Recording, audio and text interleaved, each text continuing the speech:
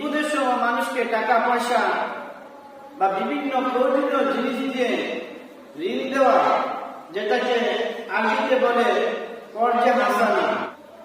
ঋণ নেওয়া ইসলামের দৃষ্টিতে বৈধ, কেননা রাসূল সাল্লাল্লাহু আলাইহি ওয়াসাল্লাম ঋণ নিয়েছেন, সাহাবীরাও ঋণ নিয়েছেন, এবং মহান আল্লাহ রাব্বুল আলামিন পবিত্র কোরআনে ঋণ সম্পর্কে বিশদভাবে আলোচনা করেছেন। এই ঋণ সম্পর্কে আমাদের যদি বিস্তারিত ধারণা না থাকে, তাহলে আমাদের পরকাল জীবন হুমকির সম্মুখীন।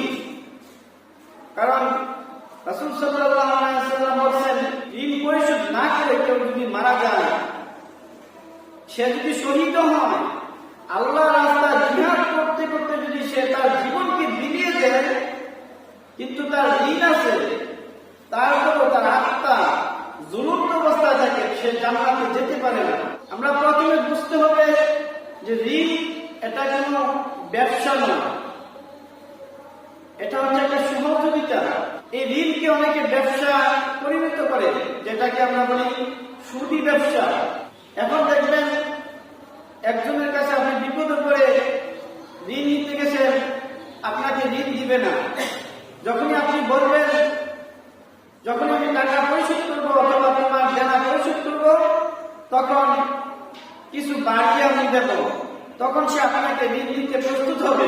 ওইটা হচ্ছে সুদ।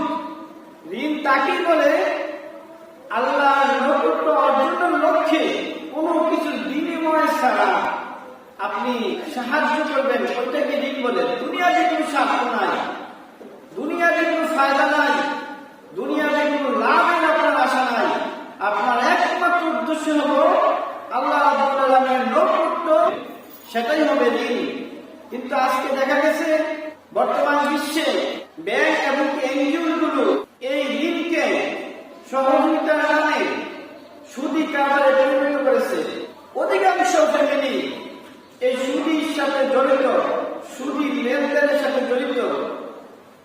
আজকাল সমাজে যারা সম্পদশালী, তারা অধীনস্থ যারা আছে, প্রতিবেশী যারা আছে, তারা বিপদে পড়লে যখন সম্পদশালী লোকদের কাছে ঋণ নিতে আসে, টাকা হাওলাত নিতে আসে, তখন আমরা দিতে চাই না। না দেওয়ার কারণেই এই সুদ প্রচলন হয়েছে। সুদ প্রচলন হওয়ার একমাত্র কারণ হচ্ছে ধনী লোকেরা গরিবদেরকে বিপদের সময় টাকা পয়সা এবং প্রয়োজনীয় জিনিস দিয়ে সাহায্য করে না। এই সাহায্য না করার কারণে মানুষ বাধ্য হয়ে সুদের দিকে চলে যায়। অতএব আমরা যদি এক মুসলমান অপর মুসলমানকে বিভিন্ন প্রয়োজনীয় জিনিস দিয়ে টাকা পয়সার সাহায্য করতাম, তাহলে কেউ সুদের কারবারের সাথে জড়িত হতো না এবং ব্যাংক থেকে লোন আনতো না। আজকে এই সুদি ব্যাংক এবং এনজিওগুলোর সুদের যাত্রা করে আমরা এমন ভাবে পিষ্ট হচ্ছি, আমরা অঙ্গাঅঙ্গি ভাবে এই সুদের সাথে জড়িয়ে গেছি। এই সুদের লেনদেন থেকে আমরা ফিরে আসতে হবে। রাসূল সাল্লাল্লাহু আলাইহি ওয়াসাল্লাম বলেন, এক ব্যক্তি জান্নাতে প্রবেশ করে জান্নাতের দরজার মধ্যে লেখা দেখলেন, উনি দেখতেছেন জান্নাতের দরজার মধ্যে লেখা আছে, যে ব্যক্তি টাকা পয়সা দান করে সদকা করে, সেই দান সদকাকে আল্লাহ রাব্বুল আলামিন 10 গুণ বৃদ্ধি করেন। আর যে ব্যক্তি মানুষকে টাকা দিয়ে, পয়সা দিয়ে, বিভিন্ন জিনিস দিয়ে যদি মানুষকে বিনা শর্তে, বিনা লাভে আল্লাহর উদ্দেশ্য যদি সহায়তা করে, আল্লাহ রাব্বুল আলামিন তার এই দানকে, এই ঋণকে 18 গুণ বৃদ্ধি করে দেন। দান করলে আল্লাহ রাব্বুল আলামিন ওই দানটাকে মাত্র 10 গুণ বৃদ্ধি করেন। আর আপনি যদি একজন ভাইকে বিপদের সময় আপনি ঋণ দেন, হাওলাত দেন টাকা পয়সা, আল্লাহ রাব্বুল আলামিন এই ঋণটাকে 18 গুণ পর্যন্ত বৃদ্ধি করেন। রাসূল সাল্লাল্লাহু আলাইহি ওয়াসাল্লাম বলেন, যে ব্যক্তি ঋণ দিব, এই ঋণটাকে আল্লাহ রাব্বুল আলামিন এমন ভাবে কবুল করেন, এই ঋণটা দান করে দিলে যে সওয়াব আল্লাহ রাব্বুল আলামিন তার আমলনামায় সওয়াব দান করে দেন। আপনি একজন লোককে টাকা হাওলাত দিয়েছেন, ধার দিয়েছেন, আপনি এই টাকাটা আপনাকে তাকে দান করে দিলে যে সওয়াব, হাওলাত দেওয়ার কারণে আল্লাহ রাব্বুল আলামিন আপনার আমলনামায় সওয়াব করলে কি হয়? আন্তরিকতা বাড়ে, ভালোবাসা বৃদ্ধি হয়। আর যদি আপনি ঋণ দেওয়া বন্ধ করে দেন বিপদের সময়, তাহলে আপনার সাথে সম্পর্ক বিনষ্ট হয়, আন্তরিকতা মহব্বত থাকে না। আজকাল দেখা গেছে একই মায়ের গর্ভের ভাই ওই ভাইয়ের কাছে যদি বিপদের সময় বাধ্য হয়ে টাকা পয়সা ধার চায়, সে দিতে চায় না, টাকা থাকা সত্ত্বেও দিতে চায় না। আমরা মুসলমান, আমরা একে অপরকে সাহায্য করার জন্য আমরা যথেষ্ট পরিমাণ চেষ্টা করি না। আমরা কৌশল অবলম্বন করে মিথ্যা বলে তাকে তাড়িয়ে দেই। রাসূল সাল্লাল্লাহু আলাইহি ওয়াসাল্লাম বলেন, কোন মুসলমান ভাই যদি অপর কোন মুসলমান ভাইকে বিপদের সময় সাহায্য করে, আল্লাহ রাব্বুল আলামিন তাকে তার বিপদের সময় সাহায্য করে। রাসূলুল্লাহ সাল্লাল্লাহু আলাইহি ওয়াসাল্লাম বলেন, প্রতিদিন আল্লাহ রাব্বুল আলামিন দুইজন ফেরেশতা আকাশ থেকে জমিনের মধ্যে নাযিল করেন। একজন ফেরেশতা আল্লাহ রাব্বুল আলামিনের কাছে বলেন, রব্বুল আলামিন যে ব্যক্তি মানুষকে সহযোগিতা করলো, যে ব্যক্তি মানুষের উপকার করলো, আল্লাহ তাকে তুমি ক্ষমা করে দাও। আরেকজন ফেরেশতা বলেন, আল্লাহ রাব্বুল আলামিন যে ব্যক্তি মানুষকে সহযোগিতা করলো না, উপকার করলো না, বিপদের সময় ঋণ দিল না, কৃপণতা করলো, ও আল্লাহ তুমি তাকে ধ্বংস করে দাও, তার সম্পদগুলোকে তুমি ধ্বংস করে দাও। এইভাবে ফেরেশতাদের লানত আপনাকে পেতে হবে যদি আপনি মানুষকে বিপদের সময় সাহায্য না করেন। আর যদি আপনি বিপদের সময় মানুষকে সাহায্য করেন, তাহলে ফেরেশতাদের দোয়া আল্লাহ রাব্বুল আলামিন আপনার জন্য কবুল করবেন।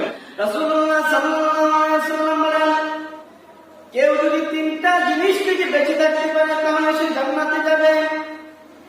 এক, কোন ব্যক্তি যদি অহংকার থেকে মুক্ত থাকতে পারে, কোন ব্যক্তি যদি খেয়ানত করা থেকে মুক্ত থাকতে পারে, কোন ব্যক্তি যদি ঋণ না দেওয়া এই একটা অপরাধ থেকে যদি বেঁচে থাকতে পারে, রাসূল সাল্লাল্লাহু আলাইহি ওয়াসাল্লাম বলেন ওই ব্যক্তি জান্নাতে যেতে পারবে। আপনার অহংকার থেকে আপনি যদি আমানতে খেয়ানত করেন, আপনি যদি মানুষকে বিপদের সময় ঋণ না দেন, তাহলে রাসূল সাল্লাল্লাহু আলাইহি ওয়াসাল্লাম বলেন আপনি জান্নাতে যেতে পারবেন না। কারণ আপনি একজন মুসলমান, সে একজন মুসলমান। রাসূল বলেন একজন মুসলমান অপর মুসলমানের জন্য আয়না স্বরূপ। আয়না দেখলে যখন আপনার চেহারা আপনি দেখতে পারেন, আপনার গুণ যেমন আপনি দেখতে পারেন, তেমনি ভাবে অপর মুসলমানকে আপনি কেমন মনে করবেন। একজন মুসলমান পায়ের মধ্যে কাটা বিঁধলে, ব্যথা পেলে যেমন পুরা শরীর যেমন ব্যথিত হয়ে যায়, তেমনি ভাবে এই পৃথিবীতে যে কোনো স্থানে যে কোনো জায়গায় একজন মুসলমান যদি আহত হয় অথবা বিপদ করে, আপনি তাকে সহযোগিতা করার জন্য চেষ্টা করতে হবে। এটাই হচ্ছে প্রকৃত মুমিনের লক্ষণ। বিপদের সময় আপনি ঋণ নিবেন, আমি ঋণ নেব, একদিন না একদিন একে অপরের কাছে আপনি ঋণ নিতে হবে। এইভাবে যদি আপনি ঋণ দেন, ঋণ আনেন, তাহলে আন্তরিকতা ভালোবাসা বৃদ্ধি হয়, মুসলমানের ঐক্য টিকে থাকে না হওয়ার নতুবা মুসলমানের ঐক্য বিনষ্ট হয়ে যায়। আমরা শুধু সম্পদ জমা করে রাখি, আমরা কাউকে সম্পদ দিতে চাই না, টাকা পয়সা বিপদের সময় দিতে চাই না। রাসূলুল্লাহ সাল্লাল্লাহু আলাইহি ওয়াসাল্লাম বলেন, আমার কাছে যদি উহুদ পাহাড় সমান একটি স্বর্ণ থাকতো, তাহলে আমি 3 দিনের মধ্যে ওই স্বর্ণগুলা মানুষকে দিয়ে শেষ করে দিতাম। তবে আমার যতটুকু ঋণ আছে ওই ঋণ পরিশোধ করার মতন স্বর্ণ বা সম্পদ আমার কাছে আমি রাখতাম। অনেকে ঋণ দেয়, ঋণ দেওয়ার পরে আবার যেখানে সেখানে যাকে ঋণ দিচ্ছে তাকে অপমানিত করে। 1 সপ্তাহ সময় দিচ্ছে, 2 দিন 3 দিন পরে বলে আমার টাকাটা দিলে না, যেখানে সেখানে তাকে অপমানিত করে। না, এটা ঠিক না। আয়েশা সিদ্দিকা রাদিয়াল্লাহু তাআলা থেকে বর্ণিত, রাসূলুল্লাহ সাল্লাল্লাহু আলাইহি ওয়াসাল্লাম বলেন, ঋণদাতা ঋণ যখন চাইবে তখন মার্জিত ভাষার মাধ্যমে সে ঋণ চাইবে, যেখানে সেখানে তাকে অপমানিত করবে না। এটাই হচ্ছে ইসলামের নির্দেশ। রাসূলুল্লাহ সাল্লাল্লাহু আলাইহি ওয়াসাল্লাম একটি জানাজার মধ্যে গেলেন। জানাজা শেষ করে রাসূল সাল্লাল্লাহু আলাইহি ওয়াসাল্লাম এবং আবু বকর সিদ্দিক রাদিয়াল্লাহু তাআলা আনহু, ওমর রাদিয়াল্লাহু তাআলা আনহু, 3 জন লোক একসাথে হেঁটে হেঁটে আসতেছেন। এমন সময় একজন ইহুদি রাসূলুল্লাহ সাল্লাল্লাহু আলাইহি ওয়াসাল্লামের চাদর ধরে এইভাবে টান দিয়ে বলে, ইয়া রাসূলুল্লাহ, আপনি আমার নবীজি বলেন, ও ইহুদি, তোমার থেকে আমি ঋণ নিয়েছি আমার এক সাহাবীর জন্য, কিন্তু তুমি যে সময় আমাকে ধার্য করে দিয়েছিলে এই সময়টা এখনো শেষ হয় নাই। যখন সময় শেষ হওয়ার সময় হলো তোমার ঋণ আমি পরিশোধ করে দেব। ওই ইহুদি বলেন, ও মুহাম্মদ, আমি আর এক মুহূর্ত তোমাকে সময় দিতে চাই না। আমার থেকে যে ঋণ নিয়েছো তুমি অতি সত্তর আমার ঋণগুলো পরিশোধ করো, নতুবা আমি তোমাকে নাজেহাল করবো। ওমর রাদিয়াল্লাহু তাআলা আনহু খেপে গেলেন আর রাসূল সাল্লাল্লাহু আলাইহি ওয়াসাল্লামকে বলতেছেন, ইয়া রাসূলুল্লাহ, ইয়া হাবিবাল্লাহ, এই ইহুদি কত বড় সাহস, আপনাকে অপমান করতেছে। আমি ওমরের সামনে আপনাকে অপমান করে আমি সহ্য করতে পারি। ইহুদি থেকে খেজুরি ছিল একজন সাহাবীর জন্য, উনি সময় শেষ হওয়ার আগেই রাসূল সাল্লাল্লাহু আলাইহি ওয়াসাল্লামকে নাজেহাল করার জন্য, অপমান করার জন্য রাস্তায় নাকি বসতে। ওমর রাদিয়াল্লাহু তাআলা বললেন, রাসূল আমাকে অনুমতি দিন, আমি তাকে শায়েস্তা করে দেই। রাসূল সাল্লাল্লাহু আলাইহি ওয়াসাল্লাম বলেন, ওমর ঠান্ডা হও, ওমর ধৈর্য ধারণ করো, তাকে কথা বলার সুযোগ দাও, যে তার কথা শেষ হওয়ার পরে আমি কথা বলতেছি। ইহুদি কথা বলা শেষ হওয়ার পরে রাসূল সাল্লাল্লাহু আলাইহি ওয়াসাল্লাম বলেন, ও ইহুদি, তোমার থেকে আমি খেজুর নিয়েছিলাম আমার এক সাহাবীর জন্য, কিন্তু আর 2-3 দিন সময় বাকি আছে। ওমর রাদিয়াল্লাহু তাআলা বলেন, ইহুদি, আজকে তুমি কার সাথে ব্যবহারটা করছো তুমি কি জানো? তিনি হলেন আল্লাহ রাব্বুল আলামিনের পয়গম্বর নবী মুহাম্মদ রাসূলুল্লাহ সাল্লাল্লাহু আলাইহি ওয়াসাল্লাম।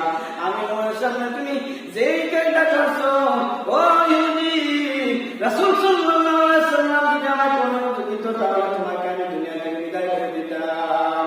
এমন সময় ইহুদি বলে, ও উমর, ও আবু বকর, ও নবী মুহাম্মদ সাল্লাল্লাহু আলাইহি ওয়াসাল্লাম, এটা ছিল আপনার কাছে আমার একটা পরীক্ষা। ইহুদিদের কিতাবের মধ্যে আসছে যে ব্যক্তি আল্লাহর রাসূল হবে, যে ব্যক্তি শেষ নবী হবে, তাকে যদি তার সাথে যদি দুর্ব্যবহার করা হয় সে ভালো ব্যবহার করে প্রতিদান দেবে, আর তার সাথে যদি অপমানিত করা হয় তাহলে ওই ব্যক্তি ধৈর্য ধারণ করবে।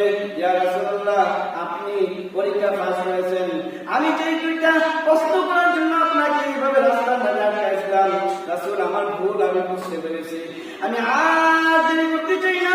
আমি প্রমাণ পেয়েছি আপনি বিশ্ব নবী, নবী ব্যতীত, রাসূল ব্যতীত, পয়গম্বর ব্যতীত এমন ধৈর্য, এমন মার্জিত ব্যবহার করতে পারে না। আপনাকে সাক্ষী রেখে এখন আমি বললাম, লা ইলাহা ইল্লাল্লাহু মুহাম্মাদুর রাসূলুল্লাহ। অতএব এই হাদিস থেকে জানলাম, ঋণ দিয়ে মানুষকে অপমানিত করা যাবে না, তাকে সুযোগ দিতে হবে সেজন্য ঋণটা পরিশোধ করতে পারে। মহান আল্লাহ রাব্বুল আলামিন পবিত্র কোরআনে বলেন,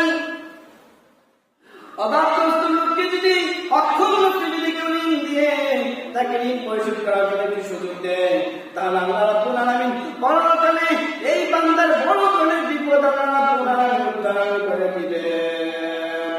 এক ব্যক্তি অনেক ধনী লোক ছিল, রাসূল সাল্লাল্লাহু আলাইহি ওয়াসাল্লাম বলেন, উনার একটা অভ্যাস ছিল, যারা গরিব অসহায় তাদেরকে ঋণ দিত, টাকা হাওলাত দিত, যদি তারা এই টাকাগুলো পরিশোধ করতে না পারত তখন তিনি এই টাকাগুলোকে মাফ করে দিতেন।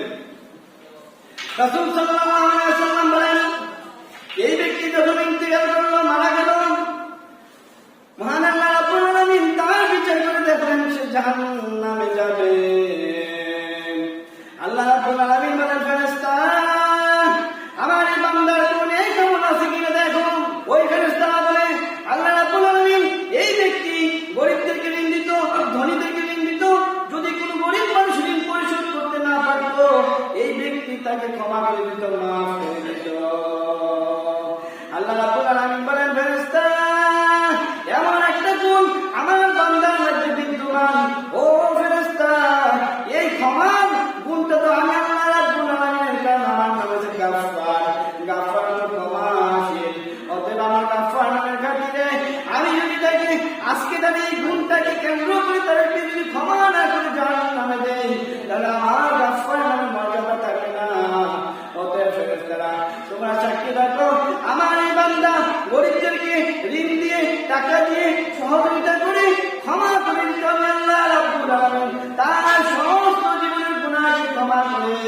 তাকে আমি জান্নাতে যাওয়ার অনুমতি দিয়ে দিলাম।